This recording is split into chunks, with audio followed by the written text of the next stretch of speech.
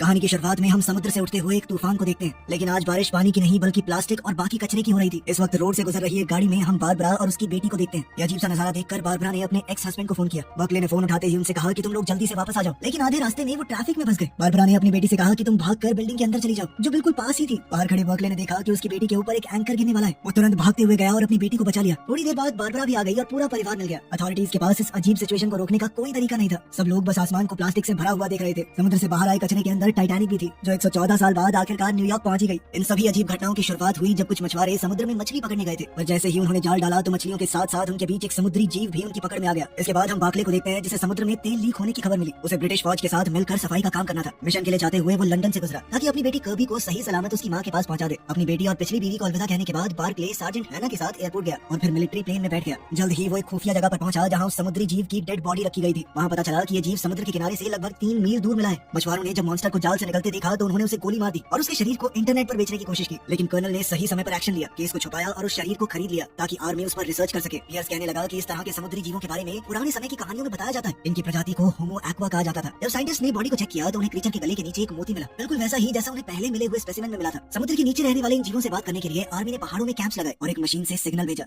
अंधेरा होने के बाद जब बाकी लोग सो रहे थे तो मॉर्गन और सैरा को काम दिया गया कि उस होमो एक्वा की बॉडी को गार्ड करें। रात के लगभग 2:30 बजे दोनों को लगा कि कुछ तो गड़बड़ है। अचानक जमीन में पानी भरने लगा और सारा आगे बढ़ते हुए धंसने लगी। मॉर्गन ने उसे बचाने की कोशिश की और हाथ बढ़ाया, लेकिन सारा को किसी चीज ने जोर से नीचे खींच लिया। कुछ ही सेकंड बाद मॉर्गन भी उसी तरह नीचे चला गया। नीचे जाने से पहले उसने मदद के लिए कॉल की, लेकिन बाकी फौजी इस समय रहते नहीं आए। साथ ही वो बॉडी भी चोरी हो गई थी। तभी अलार्म बज उठा और सारे फौजी उठकर देखने लगे। जनरल जब टेंट में पहुंचा तो उसे मॉर्गन और सारा कहीं नहीं मिले। जब उसने रेडियो पर उनसे बात करनी चाहिए तो पता चला कि रेडियो तो जमीन के नीचे है। उन मॉन्स्टर्स के जाने के बाद जमीन फिर से सख्त हो गई थी। जब पियर्स नीचे झुककर चेक कर रहा था तो उसे मॉर्गन का हाथ मिला। उस वक्त बार्कले को समझ आ गया कि उसे बहुत ही खतरनाक मिशन पर भेजा गया है। उसने पूछा कि ये कौन सा जीव है। हैना ने बताया कि उनकी टीम का यही काम है। वो अनजान जीवों से बातचीत करने की कोशिश करते हैं, लेकिन ये होमो एक्वा कोई एलियन नहीं है। वो इंसानों से भी पहले से धरती पर रहते हैं और हजारों सालों से वो समुद्र के नीचे थे, लेकिन अब वो दोबारा से जाग गए हैं और प्लेनेट को वापस लेना चाहते हैं। उस रात आर्मी ने एक होमो एक्वा को बीच की तरफ आते देखा। जनरल ने अपने फौजियों को बंदूकें नीचे करने को कहा क्योंकि वो बात करना चाहता है। ट्रांसलेशन डिवाइस की मदद से पियर्स ने उस क्रीचर से बात की और उसे एक मीटिंग के लिए बुलाया। वो क्रीचर बहुत गुस्से में था क्योंकि उसके एक आदमी को मछुआरों ने मार दिया था। इस पर पियर्स ने कहा कि मैंने भी अपने 2 फौजी खोए। इसके बाद दोनों ने एक पीस एग्रीमेंट किया ताकि दोनों गुट एक दूसरे को मारना बंद करें। एग्रीमेंट के बाद भी उस फिशमैन ने कहा कि हमारे लोग छुप छुप कर जीने से थक चुके हैं। उसी पल दुनिया के हर देश में लोग होमो एक्वा को पहली बार सामने आता हुआ देखने लगे। उनका कहना था कि वो इंसानों से पहले से यहाँ पर रहते हैं। ये उनकी भी दुनिया है। दोनों प्रजातियों के बीच में पहली ऑफिशियल मीटिंग लंदन में हुई। इस मीटिंग के लिए वाटरवे नाम का एक ब्रिज बनाया गया जो जमीन और पानी को जोड़ता है। जब सब लोग अपनी जगह पर पहुंच गए तो केट ने इंजीनियर्स को वाटरवे शुरू करने का ऑर्डर दिया। होमो एक्वा के साथ साथ 3 और बड़े अजीब से जीव आए थे। एक बड़ी सी मछली, एक जल परी और एक इंसान जैसी दिखने वाली औरत। थोड़े ही समय में सॉल्ट ने इंसानों की भाषा सीख ली और एम्बेसडर की बात को समझने लगी। मीटिंग की शुरुआत में सॉल्ट ने बताया कि वो खुद क्यों आई है। कुछ समय पहले उसके बच्चे पैदा होने वाले थे, लेकिन इंसानों के जहाज से गिरे तेल ने उस जगह को जहरीला कर दिया। मीटिंग को शांत रखने के लिए जॉनथन ने कहा कि हम अपनी गलती सुधारना चाहते हैं, लेकिन सॉल्ट ने उसे इग्नोर कर दिया। उसने कहा कि वो सिर्फ बर्कले से बात करेगी क्योंकि वही एक ऐसा इंसान था जिसने मरे हुए होमो एक्वा के लिए इज्जत दिखाई। ये जानने के लिए कि होमो एक्वा बर्कले को अपना एम्बेसडर क्यों चाहते हैं, केट ने उससे पूछताछ की और उसकी जिंदगी के हर एक किस्से को खंगाला। जॉनथन को दोनों प्रजातियों के बीच का एम्बेसडर बनाने की कोशिश नाकाम हो गई क्योंकि सॉल्ट को सिर्फ बर्कले से बात करनी थी। इसीलिए उनकी यूनिट की प्रेसिडेंट ने बर्कले से कहा कि मैं तुम्हें इस मौके के लिए तैयार करूंगी।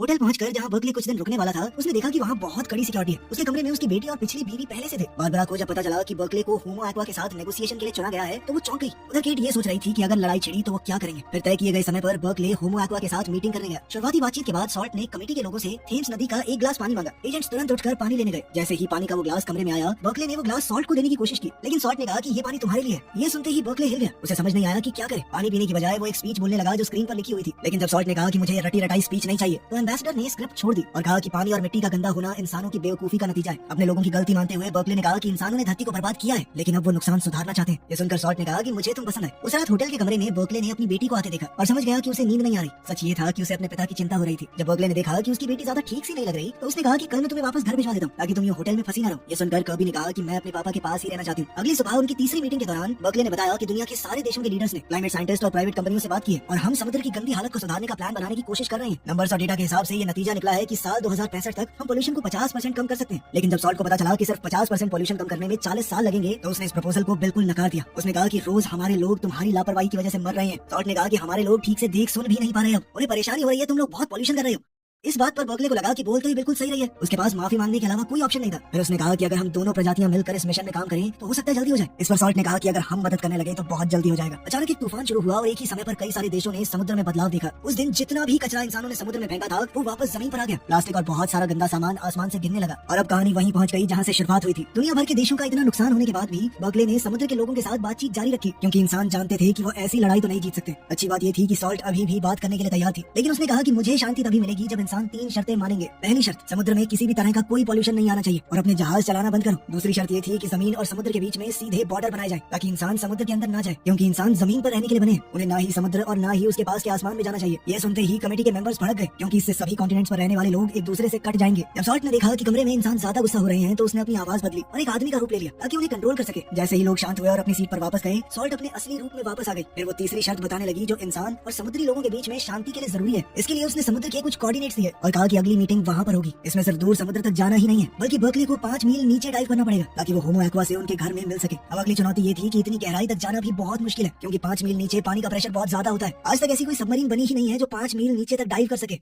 खैर, जनरल पियर्स और उसकी टीम के साथ बर्कले वेसल में चढ़ा। उनके हैच को बोल्ट से पूरी तरह बंद कर दिया गया। लॉन्च के बाद सबमरीन को मीटिंग पॉइंट तक पहुंचने में लगभग 2.5 घंटे लगे। सफर के दौरान 6 पैसेंजर्स आपस में बात करने लगे कि अगर वो जिंदा बच गए तो घर जाकर क्या करेंगे। जब बर्कले ने देखा कि टेड नाम का एक आदमी बहुत ज्यादा डर रहा है तो उसने उसे शांत करने की कोशिश की। अपने साथियों को हौसला देते हुए बर्कले ने खुद को भी जैसे तैसे समझाया। कुछ ही मिनट बाद उनकी सबमरीन रुक गई। पियर्स ने अपनी टीम से बात करने की कोशिश की ताकि बता सके कि हम नीचे तक पहुंच गए हैं, लेकिन कोई रिस्पॉन्स नहीं आया। थोड़ी देर बाद टीम को लगा कि ये सबमरीन बहुत ज्यादा तेज मूव कर रही है, लेकिन किसी को समझ नहीं आया कि हो क्या रहा है, क्योंकि सतह से उनका संपर्क पूरी तरह टूट चुका था। वहाँ के प्रेशर को चेक करते हुए मिन को एहसास हुआ कि यहाँ का प्रेशर बिल्कुल जमीन जैसा है, जो होना पूरी तरह से नामुमकिन है, क्योंकि कायदे से तो वो 5 मील नीचे है। अचानक से सबमरीन हिली और सारी लाइटें बंद हो गई, जिसके बाद सबने ऑक्सीजन मास्क पहन लिया। जब हैच खुला तो सब हैरान रह गए, क्योंकि पानी सबमरीन के अंदर आया ही नहीं। इसीलिए उन्होंने बाहर निकलने का फैसला किया। बाहर जाकर उन्होंने देखा कि वो एक गुफा के अंदर है, जहाँ का टेम्परेचर भी 21 डिग्री सेल्सियस है और हवा में ऑक्सीजन बहुत है। जब टीम इस जगह को देखकर हैरान हो गई तब सॉल्ट सामने आई। उसने बताया कि तुम पहले इंसान हो जो इतनी गहराई तक पहुंचे हो। इस एनवायरमेंट को खास उनके लिए ही तैयार किया गया है, इसीलिए वो अपना ऑक्सीजन मास्क हटा सकते हैं। सॉल्ट उन्हें मीटिंग रूम में ले गई, जहाँ उनकी स्पीशीज के लोग जमीन और समुद्र का फ्यूचर डिसाइड करने के लिए जमा हुए थे। उस रात केट को अपनी टीम के एक मेंबर का कॉल आया। उसे पता चला कि कई देशों के डिप्लोमैट्स के बीच में कोडेड बातें हुई हैं। फोन पर बात करते वक्त ही केट पर एक स्नाइपर ने हमला कर दिया, लेकिन उसके बॉयफ्रेंड ने उसे बचाते हुए अपनी जान दे दी। उसी वक्त टेड, जो कि अकेला डिप्लोमैट है जिसने अपना ऑक्सीजन मास्क नहीं उतारा, उसने सॉल्ट को एक गिफ्ट दिया। जब बर्कले को समझ आया कि वो ग्लोब असल में सिर्फ एक कवर है, अंदर कुछ और ही मौजूद है, तो वो तुरंत झपटा ताकि सॉल्ट से उसे दूर ले जा सके। लेकिन बम फट गया और इस ब्लास्ट में कई फिशरमैन मारे गए और बर्कले की टीम के सारे मेंबर भी। सिर्फ बर्कले जिंदा बच गया, क्योंकि सॉल्ट ने उसे बचा लिया था। केट के मिशन पर स्क्वाड भेजते हुए शर्ले को मिशन पर गए हुए डिप्लोमैट्स की मौत की खबर मिली और उसने तुरंत मीडिया को बता दिया। न्यूज के बाद दुनिया को एक वीडियो दिखाई गई, जिसमें लग रहा था कि सॉल्ट ने जानबूझकर बर्कले और उसकी टीम को मारा है और जो भी इंसान समुद्र में जाएगा उसका यही हाल होगा। लेकिन सच तो ये था कि ये वीडियो नकली है और सरकार ने दोनों स्पीशीज के बीच में नफरत बढ़ाने के लिए ये किया। तेज रफ्तार से सतह की तरफ तैरते हुए सॉल्ट ने देखा कि बर्कले को बचाने के लिए हेलीकॉप्टर भेजा गया। जैसे ही बर्कले जमीन पर पहुंचा, उसने बताया कि ब्लास्ट का रीजन टेड था। केट ने बर्कले की बात मानी, लेकिन कहा कि उसे सॉल्ट से पूछताछ करनी पड़ेगी। फिलहाल के लिए सॉल्ट को गिरफ्त में ले लिया गया और केट जल्दी से ये पता लगाने में लग गई कि किसने उस आदमी को पैसे दिए थे। उस आदमी को स्टेज 4 कैंसर था और वो इस मिशन को पूरा करने के लिए कुछ भी कर सकता था। सॉल्ट की तेज समझ की वजह से उसकी प्रजाति पर इल्जाम नहीं लगा, लेकिन अब उसे एक स्टील के डब्बे में बंद कर दिया गया। ये जानकर कि उसके दोस्त को लैब में बंद करके उसके ऊपर एक्सपेरिमेंट किए जाएंगे, तो बर्कले ने एक्शन लिया। ट्रक की चाबी लेकर उसने गाड़ी रिवर्स की और डब्बे को नदी में गिरा दिया। जैसे ही सॉल्ट आजाद हुई, बर्कले खुद भी पानी में कूद गया और सॉल्ट ने उसे बचाया।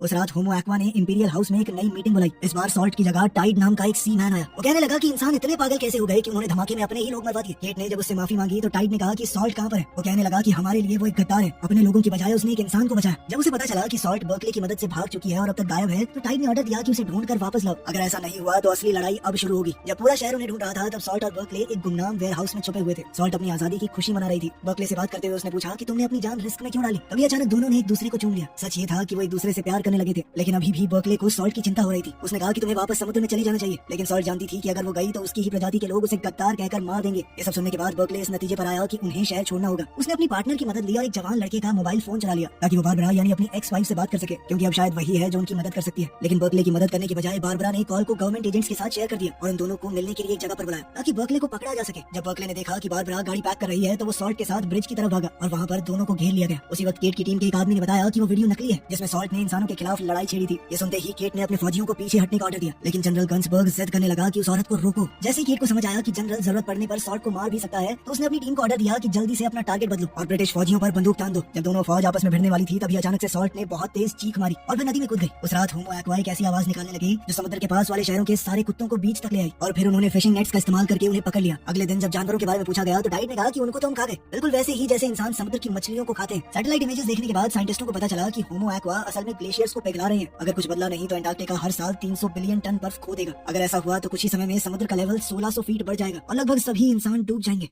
अब जॉनथन टाइड से बात करके इंसानियत को बचाने के रास्ते के बारे में बातचीत करने लगा। इस पर फिशरमैन ने कहा कि इंसानों के पास सिर्फ 5 साल हैं प्लेनेट को पूरी तरह ठीक करने के लिए। अगर इतने समय में नुकसान ठीक नहीं हुआ तो पूरी इंसानी प्रजाति को खत्म कर दिया जाएगा। तुम लोग मतलब इस प्लेनेट पर जीने के लायक ही नहीं हो। उधर अथॉरिटीज ये फैसला कर रही थी कि बर्कले का क्या किया जाए और उसे एक होटल रूम के अंदर निगरानी में रखा गया। एक दिन अचानक से खाना खाने के बाद बर्कले बेहोश हो गया और उसके रूम में साइंटिस्ट घुस गए। जब वो सो रहा था उन लोगों ने उसके शरीर में इंजेक्शन दिया और उसके फिंगरप्रिंट ले लिए ताकि बाद में उसे गलत इल्जाम के तहत फंसाया जा सके। साइंटिस्टों के जाते ही बर्कले होश में आया और चुपके से बीच की तरफ गया, इस उम्मीद के साथ कि शायद सॉल्ट मिल जाए। सूरज उगने के बाद फिश वुमन सामने आई और बर्कले भागकर उसके पास गया। ये जानकर वो खुश था कि वो जिंदा है। उसके साथ भागने की बजाय सॉल्ट ने उससे कहा कि टाइड के साथ नया एग्रीमेंट मांगो वरना उसके लोग पूरी इंसानी प्रजाति को बर्बाद कर देंगे। इतना कहकर सॉल्ट ने जाने की बात की। जाने से पहले उसने बर्कले को किस किया और समुद्र में वापस चली गई। बर्कले तुरंत केट और उसकी टीम के पास गया ताकि टाइड को मैसेज भेजा जा सके, लेकिन अफसोस कोई जवाब नहीं मिला। कुछ दिन बाद दुनिया भर के कोस्ट पर लाखों की तादाद में होमो एक्वा की लाशें मिली। टेस्ट करने पर पता चला कि वो लोग एक बीमारी से इन्फेक्ट हो गए थे जिससे पानी में सांस लेने वाले उनके गिल्स बंद हो गए और वो डूब कर मर गए। हैरानी की बात यह थी कि सिर्फ होमो एक्वा पर असर हुआ था, बाकी सारे समुद्री जीव बिल्कुल ठीक है। ये सुनकर केट इस नतीजे पर पहुंची कि शायद ये इंसानों का बनाया हुआ कोई वायरस है और उसे अफसोस हुआ कि वो पहले समझ नहीं पाई। उस दिन केट की टीम को समुद्र की गहराई से मदद का सिग्नल मिला और अब बर्कले को दोबारा से मीटिंग के लिए बुलाया गया। जैसे ही उसे पता चला कि उससे बातचीत करने के लिए सॉल्ट आ रही है तो वो खुशी के मारे रो पड़ा और बड़ी मुश्किल से खुद को रोक पाया उसे गले लगाने से। लड़ाई के खत्म होने की अनाउंसमेंट की गई। सॉल्ट ने बताया कि हमारी सिर्फ 10% पॉपुलेशन बची है। उसने कहा कि जिन भी लोगों ने ये कायरता भरा हमला किया है उन्हें पानी खुद सजा देगा। दोनों स्पीशीज के बीच में दोबारा रिश्ते बनाने के लिए केट ने अपना दिमाग लगाया और एक खास जगह को चुना। उसने उन्हें बताया कि आप सब यहाँ पर रह सकते हैं। यहाँ पर दुनिया का सबसे गहरा समुद्र है, न तो वहाँ पर इंसानों की फैलाई हुई गंदगी है और न ही कोई और चीज। जाने से पहले सॉल्ट ने अपने दोस्त का दुख भरा अंत दिखाया। उसने बताया कि हमारे लोग लड़ाई इसलिए खत्म कर रहे हैं क्योंकि जो बचे हैं वो इंसानों की बुराई से बहुत डर चुके हैं। हम इंसानों का मुकाबला नहीं कर सकते क्योंकि इंसानों की तरह चालाकी करना हमारी फितरत में नहीं है। फिर होमो एक्वा के जाते ही ग्रेट हॉल के ग्लास पैनल जो पानी को बाहर रखते हैं उनमें क्रैक्स आने शुरू हो गए। सब लोग घबराकर बाहर निकलने की कोशिश करने लगे। बर्कले शांत रहकर अपने अंत का इंतजार करता रहा, लेकिन हैना ने उसे बचा लिया। उस दिन केट को बर्कले के मेडिकल टेस्ट के रिजल्ट मिले और पता चला कि उसका डीएनए बदल चुका है। अब उसके जीन्स होमो एक्वा जैसे हो चुके हैं। ये जानकर केट ने फैसला किया कि उसे समुद्र ले जाया जाए ताकि वो सॉल्ट को दोबारा मिल सके। सॉल्ट को किस करने के बाद बर्कले के अचानक से गिल्स निकल आए जिससे वो पानी के अंदर भी सांस ले सकता था। अब उसके पास अपनी किस्मत चुनने का मौका है और उसने फैसला किया कि वो सॉल्ट के साथ समुद्र में ही रहेगा। वीडियो पसंद आई तो लाइक कर देना, चैनल को सब्सक्राइब कर लेना। मिलते हैं अगली वीडियो में।